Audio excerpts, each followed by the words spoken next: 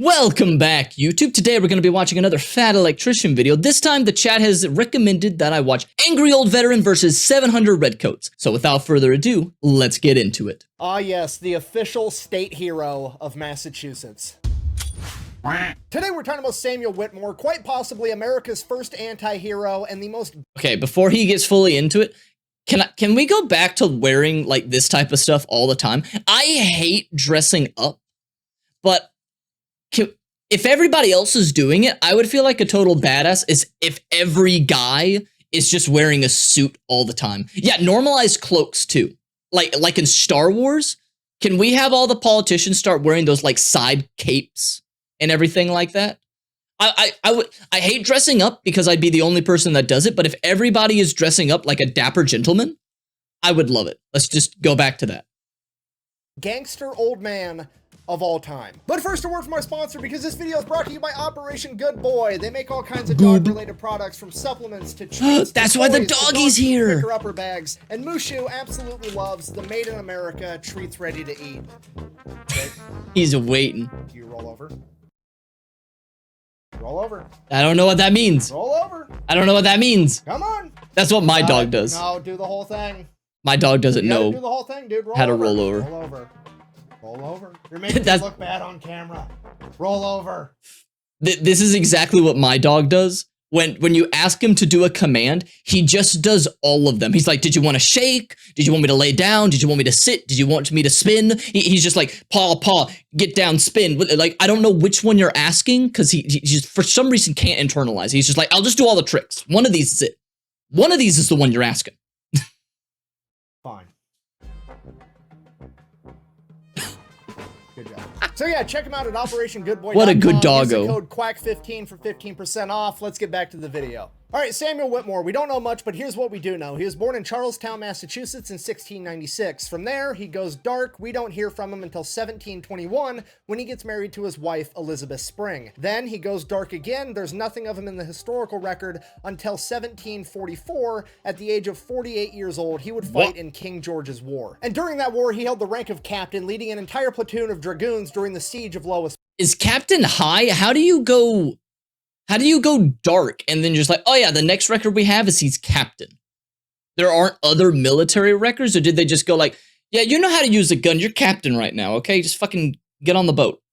If you don't know, dragoon is just a fancy word for cavalry, so think of like Malfoy's dad from The Patriot, same thing. So that's my cool, God, whatever, it is but that here's guy. the important part that nobody else ever brings up. Like I said, he's a captain, which is a way bigger deal than most people make it out to be, and here's why. There's really only two ways that you can become an officer in the British military at this point in time. Way number one, you are born into a wealthy British aristocratic family, and daddy's got a lot of money. That's like 95% of the British officers at this point in time. Or way number two, and way less likely, you are a complete badass doing gangster shit on the regular, and they absolutely need you to lead some men. Given the fact that Samuel's just some random colonial that was born in Massachusetts, it kind of narrows down which category he fell into. So he and his men help lay siege to Fort Louisburg. That goes well. They take over the fort. From there, the war is over, so he heads back home to what is now Arlington, Massachusetts. From there, he goes back to doing seemingly the only other thing he's good at, because I'm not kidding you, this guy does two things his entire life. He plows stuff, and he fights wars. When he's not fighting wars...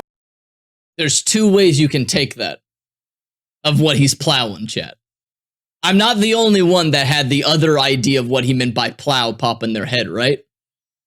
Like, if he doesn't make a joke where he's like, he's tending the fields and he's got 17 kids. If there's not a joke like that coming up, I'm gonna be very upset.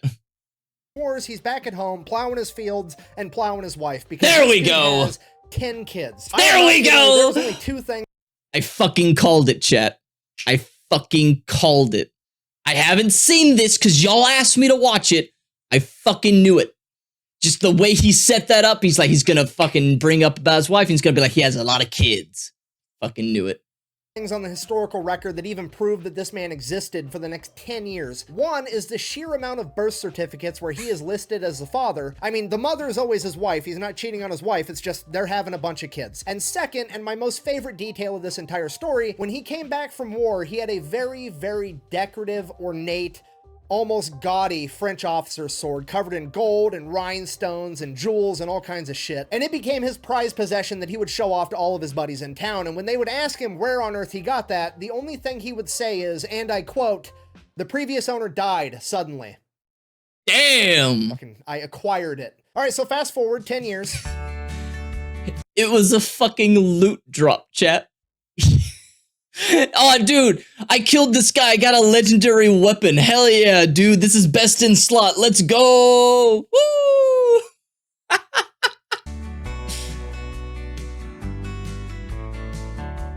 It is now 1754, and Attila the Whitmore over here is approximately 58 years old, and the French and Indian War breaks out. Now, does Sam have to go fight this war? Absolutely not. He is a 58-year-old man in the 1700s when the life expectancy is 60. He should be keeling over any minute now, but he also has 10 kids, so he's literally like, honey, I gotta go. Wait, wasn't the life expectancy, correct me if I'm wrong, but wasn't the life expectancy in that time lower also because of infant mortality rate? Like, medicine was absolutely lower, so they didn't live as long as we do, just naturally from age, but it was also, it's 60 because a lot of people die when they're like 2 or lower. So it's not like he's about to come up on it. He's probably got another 10 years, and then he'll probably kill over, so we'll see. Beat up the French again, okay, bye! As the founding fathers intended. If you don't know, the French and Indian War is basically the Kingdom of France versus the British Empire, and both sides are backed by different Native American tribes. This is supposedly the war that Mel Gibson's character fought in The Patriot, and presumably where he got his cool tomahawk from. Now, I know what you're thinking. Did Sam Whitmore get a cool tomahawk too? No, no he didn't. But what he did get was 2 matching dueling pistols that were super cool. And you're never going to believe this, but the previous owner died suddenly. Okay, look, it's not stealing if they don't exist anymore. That's just the rules, I guess. So Sam and his men beat up on the French yet again. He acquires some fancy dueling pistols, and then he heads back home. Okay, fast forward again. 9 years? This man's in his 60s it is now almost. 1763, and Sam Whitmore is 67 years old. Oh, he is. And the Pontiac Rebellion breaks out. Surely he's gonna sit this one out, right? Absolutely not. He grabs his French sword, he grabs his double dueling pistols, his musket, and he heads off to war yet again. So he goes, he fights in that war for a little bit, comes back home, at which point he decides that he's going to get involved in politics. So somewhere along the line, at the age of 66 or whatever, he finds himself at a fancy dinner party, and there's this guy there that's running for House of Representatives, and his name is John Vassell, and he represents everything that Sam hates. Sam is a small town farmer that's just trying to plant his crops and bang his wife, and this guy is like the big powerful merchant out of Boston, the big city, running the ports, making all this money. He wants to get into office to make laws more beneficial to him so he can be rich, and Sam is just trying to get by. So at this dinner party, Sam, who's not scared of anybody, informs him, hey, by the way, you're no better suited for office than the horse I rode in on. By the way, my horse's name is Nero. He's parked out front, and he's not worth 5 pounds, which I'm not an expert in translating old-timey colonial speak, but it sounds like he's saying you're not worth a horse's ass. Go fuck yourself. At which point, John Vassell gets very upset and decides that he is going to sue Sam for public defamation for the price of 1,000 pounds, which is a shit ton of money back then. So the entire town finds out about this lawsuit, and they all show up to court to actually watch the trial, because Sam represents that grizzled old man that's just saying what's on everybody's mind, but nobody else has the balls to say. And he goes in and basically turns this entire trial into the roast of John Vassell, ends up winning. Sam doesn't get sued, at which point he slaps him with a counter lawsuit on the spot and ends up countersuing him for $200 and wins. So that kind of launches Sam's political career. Fast forward again. See, chat? It's like I always say, getting canceled or someone trying to cancel you is the fastest way of becoming popular. It even worked back in the 1700s. That guy was like, how dare you say that? I'm going to cancel you. And then everyone watches the drama, and then the cancellation doesn't work, and which is a bonus. Sometimes getting canceled, and if it's fair and true, still can launch your career. But it's even better if the cancellation fails, because then everybody was watching, and boom, now he's a politician. Getting canceled 9 times out of 10, or 99% of the time, is a good thing for the person. If they play their cards right, if they let it get to them, it's a bad thing. But if they're like, I'm gonna spin into it, I'm gonna let this thing roll, one of the best things that can happen to somebody. If they're trying to be popular on the internet. If you're trying to just be alone and out of the way, not a good thing. 1965, and the British Empire has been fighting France for quite a while, and it's getting expensive. They need to make more money, and the best thing they can come up with is a Stamp Act. Basically, they're going to charge the colonials a tax on every single printed piece of paper that they come up with. This is like the modern day equivalent of if every time you made a phone call, sent a text, or visited a website, you had to pay a tax for it. And people are absolutely outraged, and Sam is infuriated. I mean, from his point of view, he's been fighting the French for the British Empire, and now he's gonna have to pay an extra tax just for doing it. He is so mad that he ends up becoming a hardcore revolutionary. But he's also like a 70-year-old man, so he's mostly just serving on committees being like, hey, maybe America should be its own country. We shouldn't pay so much in taxes, yada, yada, yada. Fast forward again.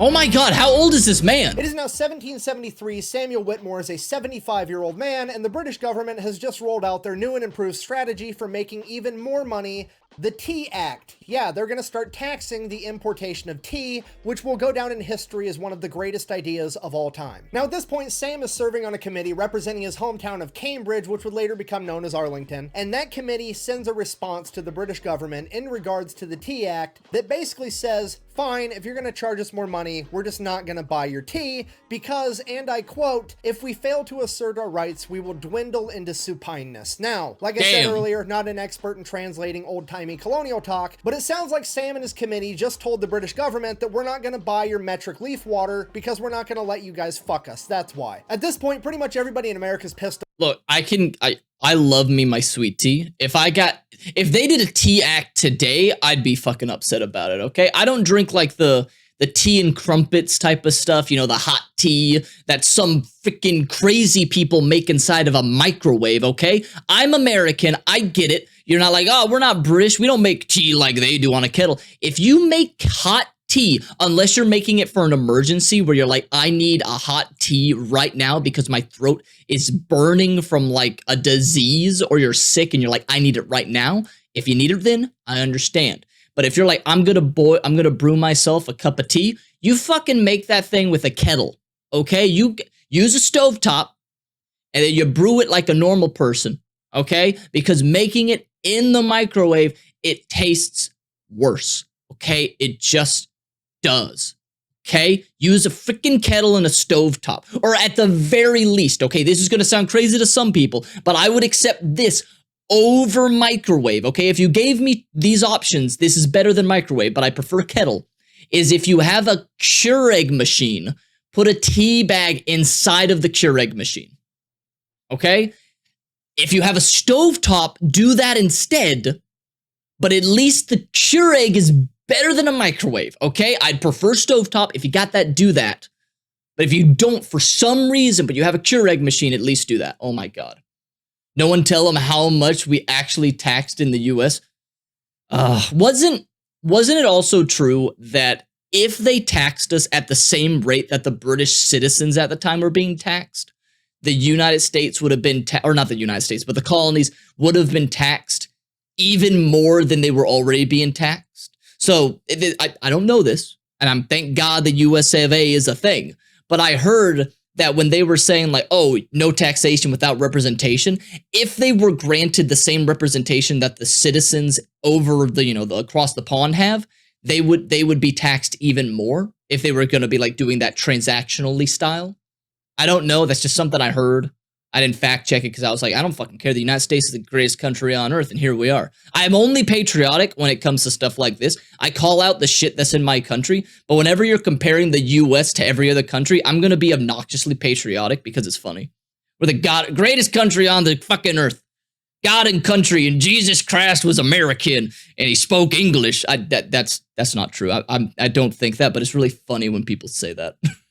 off. They start smuggling tea to avoid taxes. The Boston Tea Party happens December 1773. From there, people just start stockpiling guns and gunpowder and supplies, getting ready for war if one should break out. Now, fast forward April 1775, General Thomas Gage is appointed the military governor of Massachusetts, and he will be residing in Boston, which has been turned British into a tax, the dumbest shit, stronghold. yeah. At that point, General Gage decides, hey, you know what? I'm going to get proactive. I'm going to stomp out this whole rebellion talk right here and right now. I'm going to take 700 men, an entire regiment, and I'm going to march them out to Lexington and Concord. While they're in Lexington, they're going to arrest those stupid, annoying revolutionaries, John Hancock and Samuel Adams, and then they're going to continue marching to...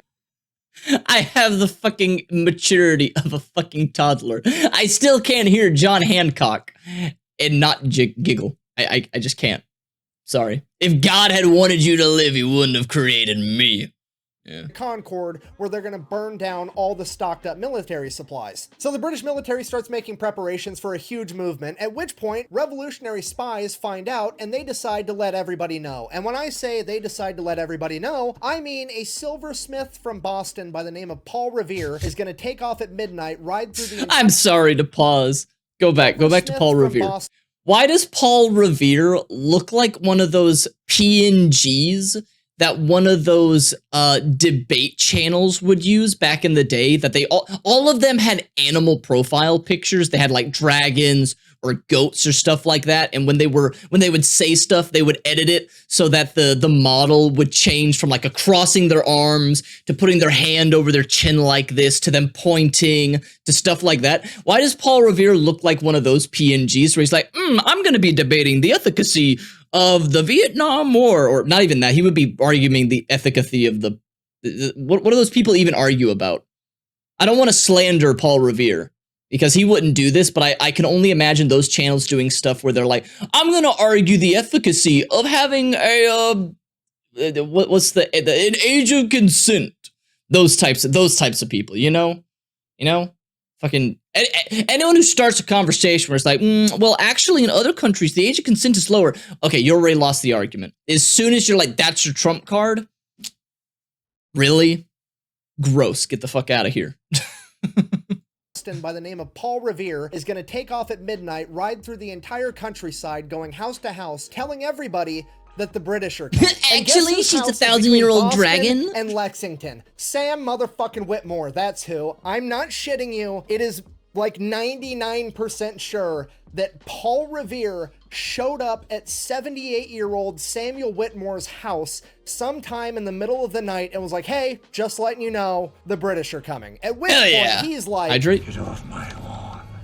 Then presumably Paul Revere's like, okay, whatever, I gotta go warn everybody else, and Samuel goes back to bed. That morning, April 19th, 1775, the British are marching and they're almost to Lexington, and they are cut off by 77 Minutemen, led by a man by the name of John Parker. John Parker orders the Minutemen to, quote, stand your ground, don't fire unless fired upon, but if they mean to have war, let it begin here. So the British roll up with 700 trained professional soldiers and tell these 77 Minutemen, literally farmers that just picked up whatever guns they had around, and told them, disperse you rebel scum. At which point the Minutemen are like, nah, we're good. We're gonna stay right here, and so are you. And that's exactly what happens. They just stand there staring at each other from across this field, with the British officer not knowing what to do, because he has to get to Concord to get rid of these supplies, because those were his orders, but he also doesn't want to open fire on these guys, because that will mean the start of the Revolutionary War. So smart man. That is a look. I will diss the British, because, you know, they fucking lost that Revolutionary War right there. You know, and then we US of A started a fucking domino effect by inspiring other people to have their own revolutions. But I will say, that is a smart guy right there. He understands the gravity of the situations he's in.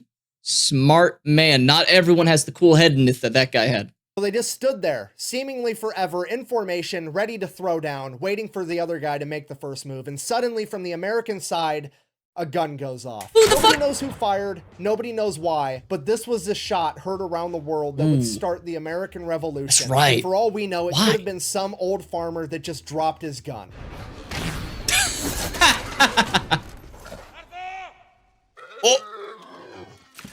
From there, all hell breaks loose. Fun fact about that scene. That was an accident. They didn't mean to do that. That guy fucking died. The actor actually let go of the arrow by complete accident, but they kept filming. That guy died. That's totally real. Totally not a joke. Definitely real. Don't fact check that. That's real. Don't fact check it. Sides fire on each other, 8 American Minutemen are killed, and the British advance towards Concord. The surviving Minutemen take off to go tell everybody that the Revolutionary War has officially begun, as the British spend the next 4 hours searching through Concord, gathering all the military supplies and lighting them on fire. Everybody in the surrounding area sees all the smoke from the burning supplies, and they think that the British military is burning down the entire town of Concord. Because of that, 2,000 Minutemen show up to fight back, at which point the British are like, oh shit, and they start retreating. They run across a bridge and start ripping the planks off of it as they go. At this point, the 2,000 Minutemen and 700 British soldiers fire upon one another from either side of this bridge as the British continue to retreat. The British now have to march 18 miles back to their military stronghold in Boston in their stupid high-vis redcoats, and every single American with a gun between there and Boston is taking pop shots at them from the wood line. During this retreat, 26 When did we stop like having that? When did we stop having those giant bright red uniforms? Was that like towards the beginning of World War I?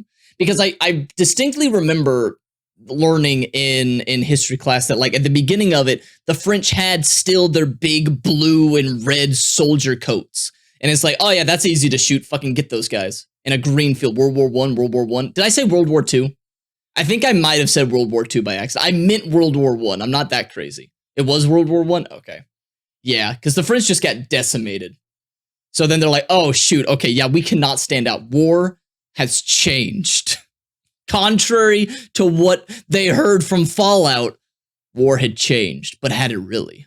Redcoats go missing, 175 are wounded, and 73 are killed, and 3 of them at least when are enough from people Samuel died. Whitmore. So we cut back to Samuel Whitmore. He's 78 years old, chilling at home, presumably plowing something. What? We don't really know. Or and who. He just hears gunfire going off in the background, and it's getting closer and closer. And then he remembers, oh, that fucking kid woke me up last night in midnight, told me the British were coming. Maybe that's what's going on. So he goes, he grabs his fancy French officer's sword, both of his dueling pistols, and his musket, and he goes out to the main road that the British would be marching past. Oh, and he's Civil gonna War, stand maybe? by the stone wall next to the main road and just wait for the fight to come to him like the complete badass that he is. At this point, all the younger Minutemen are running up to check on this old man like, hey, what are you doing? You shouldn't be out here, and if you are going to try to do this kind of stuff, at least go out in the wood line or in like a second-story window to hide yourself like the rest of us so you don't get yourself killed. To which Samuel Whitmore responds, and I quote, if I can only be the instrument for killing one of my country's foes, I shall die in peace. Which I think we can all agree is gangster as fuck. At this point, this man is literally the living embodiment of old man strength. He's just that old, grizzled, veteran Viking that's got one more fight left in him and wants to die in battle so he can go to Valhalla. So he stays there, he loads his musket, he loads his pistols, and he waits. And he waits, and finally the British come marching right down the road, dead at him. As they get close, he crouches down behind the stone wall with his musket and waits until they get to point blank range, and that's when he pops up over the wall, aims his gun, I said get off my lawn now, and fires, immediately killing one redcoat on the spot, drawing both of his pistols, killing 2 more redcoats. Whoa, hang on. One redcoat on the spot, drawing both. Why did the British employ fucking Scarecrow from Batman? Who's this guy in the center?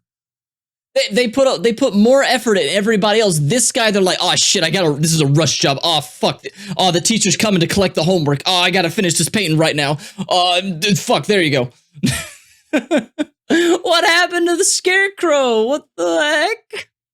Both of his pistols, killing 2 more redcoats, drawing his sword and charging into over 500 soldiers on his own. He is then immediately shot in the face. He falls to the ground and is somehow still alive, so he reaches to grab one of his guns and start reloading it, at which point the British run up and stab him with bayonets somewhere between 6 and 13 times. Apparently, after the first 5, they all kind of blend together. He is then clubbed in the head with the butt of a rifle and left for dead, as his body lays there, mangled and lifeless, as the British continue to march through the town on their way to Boston. 4 hours later, the townspeople notice that his corpse starts moving. So they pick Samuel up, they get him over to the doctor, they alert the family shows up to the doctor, at which point the local town doctor, Nathaniel Tufts, is like, The dude is 78 years old. He wasn't prepared to handle a fall down the stairs, let alone getting stabbed 13 times and shot in the head. Okay, bayonets. There's no way this old man's gonna make it. But like I said, his family members start showing up, and guess how many direct descendants Samuel Whitmore has at this point in time after all that plowing? Fucking Go ahead, give it a 50. guess. Say it in your head. 50. Okay, you got your number? 50. Okay, he's got 185 Holy shit. living descendants. Okay, he's got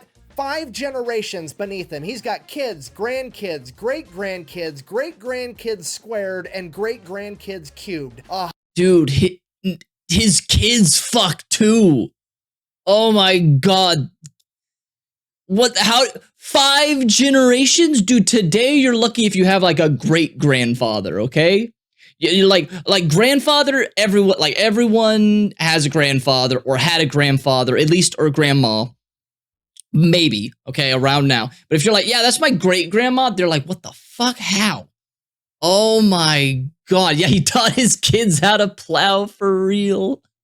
Oh my god. 185 people showing up to the doctor like, hey, save grandpa. At this point, poor Dr. Tufts is like, dude's gonna die, but I'm not about to tell 180 grandkids that, so I'll try my best. So he does what he can. He had an army. Dude, if he was like, you know, if he could have called everybody up at the fucking family get-together. It's like, hey guys, here's some guns. Everyone bring your guns, and we're gonna take on the fucking British. That's a whole army right there and then. Oh my god. He bandages him up and sends him home with his family, and they take care of him for the remainder of his days. And when I say the remainder of his days, what I mean is, let me check my notes real quick. I mean that he passed on February 3rd, 1793. This motherfucker lived for 18 more years and passed away at the age of 96. And to commemorate Samuel Whitmore, there's actually a monument where he made his last stand. Wait, okay. How do you fucking survive like 10 bayonet wounds? And you can't fucking sew those up very easily. Oh my god. Did they have blood transfusions back then? Did he have like, oh yeah, here's 180 people that, you know, some of them probably can donate blood to me. They must have the blood type I've got. How in the world? Oh my god. Yeah, okay, so they didn't have that. Yeah, it makes sense that before germ theory and everything like that. Yeah. What the? How? Oh my god. He was the main character at that time. God was like, this is the protagonist, okay? All the other stuff, that's side quest shit. This guy's the main character, and he will live till he's 80-something. Yeah, near this spot, Samuel Whitmore, then 80 years old, killed 3 British soldiers, April 19, 1775. He was shot, bayoneted, beaten, and left for dead, but recovered and lived to be, 98 years of age. You're lucky to get to 98 today before dementia gets you. Are you kidding me? You have a great uncle and you're only 33? My goodness. How are they? What the fuck, dude? Oh my goodness. Monument where he made his last stand. You said that he was 78 during his last stand and 96 when he died, and that clearly says that he was 98 when he died and 80 during his last stand. Why are you so dumb? Okay, look, I understand your point, and I also can kind of sort of read, and I realize the irony because this is literally written in stone, and I'm telling you that it's wrong, but it is wrong. That is the only source that says that he was 98 when he died and 80 during his last stand. Every other source says that he was 78 and 96. This has been proven to be false multiple times, but they don't want to change it because the monument's already so old. So that makes sense. I'm sticking with what I said. But the most important part of this picture is to actually zoom in on the house in the background. That's Samuel Whitmore's original house where he lived his entire life, and it's still around today as a historical site in Arlington, Massachusetts. And that monument is in the front yard. So if you're not picking up what I'm putting down, what I'm trying to tell you is, in conclusion, this has been the story of America's first and oldest gangster, a 78-year-old grizzled veteran that woke up on the first day of the American Revolutionary War and decided to casually go 3-0 while telling the entire British Empire to get off his lawn. Thank you for watching. Best way to support the channel is go buy some merch over at thefatelectrician.com. Quack bang out. I've never been more excited for a future t-shirt design. I can see it now. America's original gangster, get off my lawn. Samuel Whitmore with 2 cross-dueling pistols and a sword. It's gonna be fantastic. All right, well, thank you for watching. Oh my god, if only we could, you know, if you can live half as fulfilling of a life as that dude, you're lucky. You're lucky right there. Oh my god. Jeez. Simpler times back then, simpler times. Today, you can't just go out on your lawn and shoot some fucking redcoats. You know, you can't do that nowadays. It's unfortunate. Oh my god. Okay, well, man, I feel like all the words I had to say were said during the video. That was just really fantastic. My goodness, that was really good. All right, night, Rock, night. All right, dude, how did you live to 90, like 6 or whatever? At that time, after getting fucking bayoneted. My god. You can go shoot some rednecks? You're not allowed to just shoot some rednecks for no reason. You can't do that, okay? Don't go shooting people for no reason. It's bad, okay? But back then, it's like, oh, it's a war. Time to shoot. They didn't have the, but you know. But thank you for watching, everyone in the future that's watching this on YouTube. Thank you for watching, and I hope you have a wonderful rest of the day. Consider coming by the live streams on YouTube or Twitch, or even joining the Discord. Links down in the description. But until next time, stay awesome, y'all.